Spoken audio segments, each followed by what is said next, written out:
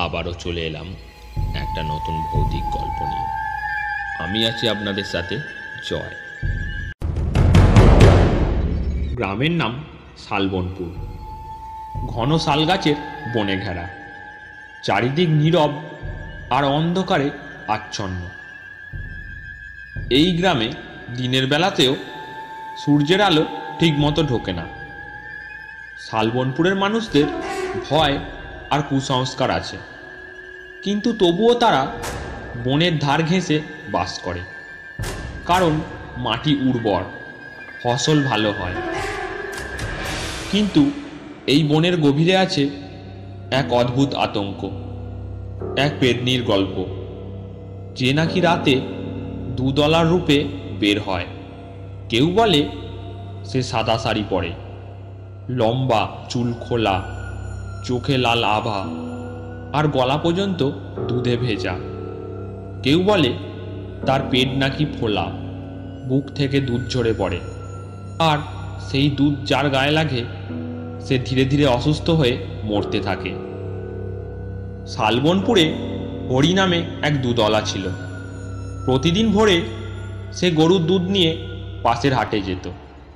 হরি ছিল প্রায় 40 বছরের শক্ত সমর্থ মানুষ, কিন্তু গত 1 মাস ধরে সে অদ্ভুত সব ঘটনার সম্মুখীন হচ্ছিল। রাতে যখন দুধের হাঁড়ি পরিষ্কার করত, তখন মনে হতো কে যেন পেছন থেকে তাকিয়ে আছে। বাতাসে হঠাৎ দুধের কাঁচা গন্ধ ভেসে আসত। গরুগুলোও হঠাৎ গড় গড় শব্দ করে ভয়ে পালাতো।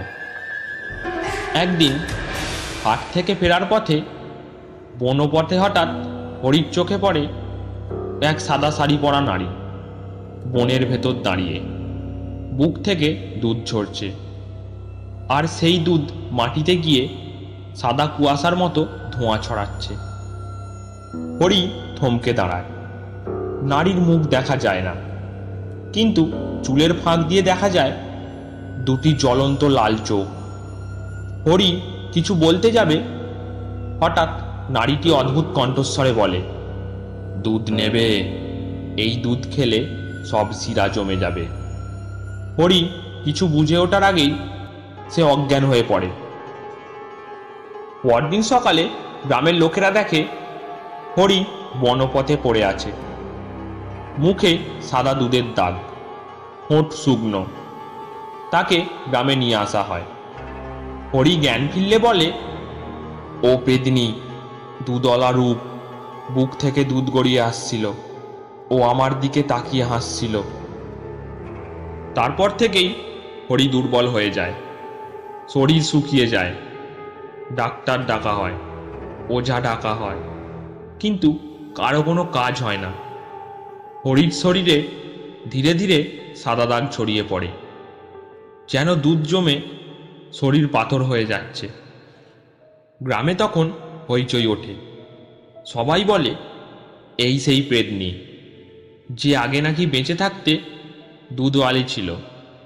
তার নাম ছিল মালতী। স্বামী শ্বশুরের অত্যাচারে একদিন বনপথে গিয়ে ফাঁসি দেয়। তখন গর্ভবতী ছিল, বুক থেকে দুধ ঝরছিল। সেই দুধ নাকি মাটিতে মিশে অভিশাপ হয়ে থাকে। গ্রামের ওঝা মহাদেব তান্ত্রিক বলে, এই পেতনিকে তাড়াতে হলে তার আত্মার সাথে কথা বলতে হবে, আর সেটা করতে হলে দুধের হাঁড়ি নিয়ে বনপথে যেতে হবে অমাবস্যার রাতে। হরি তখন মৃতপ্রায়। তার স্ত্রী চন্দ্রা কাঁদছে। সবাই মিলে ঠিক হয় অমাবস্যার রাতে বনপথে যাবে মহাদেব ও কয়েকজন যুবক। রাত গভীর হলে তারা দুধের হাঁড়ি নিয়ে যায়। বন তখন অদ্ভুত নীরব, কেবল ঝিঁঝি পোকা ডাকছে। হঠাৎ বাতাসে সাদা দুধের গন্ধ ছড়িয়ে পড়ে। হাঁড়ির দুধ ফুটতে শুরু করে, অথচ আগুন নেই। এক সময় দেখা যায় সাদা শাড়ি পরা সেই নারী গাছের ডাল থেকে নেমে আসছে। চুল মাটিতে লটকে আসে, বুক থেকে দুধ গড়িয়ে পড়ছে। তার মুখ ফ্যাকাশে, চোখ লাল, ঠোঁট নীলচে।